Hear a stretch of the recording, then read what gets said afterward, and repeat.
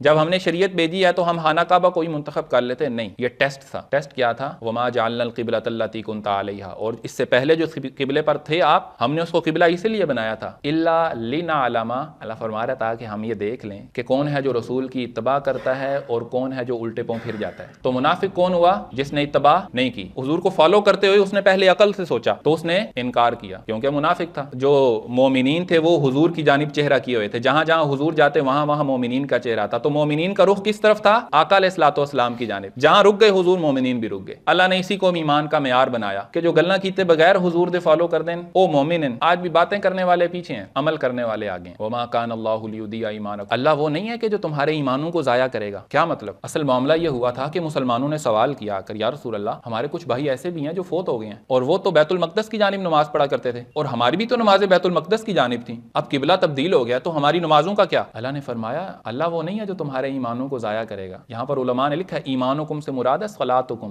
تمہاری نمازیں ضائع نہیں گئیں۔ ویسے یہاں پر صلاتکم کہا جا سکتا تھا، اللہ نے ایمانکم کہا، کیوں پتہ ہے آپ کو؟ اگر صلاتکم کہا جاتا نا کہ تمہاری نمازیں اللہ نے ضائع نہیں کی تو نمازیں تو منافق بھی پڑھ لیتے۔ جن کا دلوں کا قبلہ حضور ہیں انہی کی نمازیں ہیں، چہرے کا قبلہ چاہے پھر حضور متعین کر دیں کہ تم نے بیت المقدس کی طرف رکھنا ہے یا تم نے خانہ کعبہ کی طرف رکھنا ہے، دل کا قبلہ حضور کی طرف ہونا چاہیے، اور جس کے دل کا قبلہ حضور نہیں ہے پھر وہ جدھر مرضی منہ کرے۔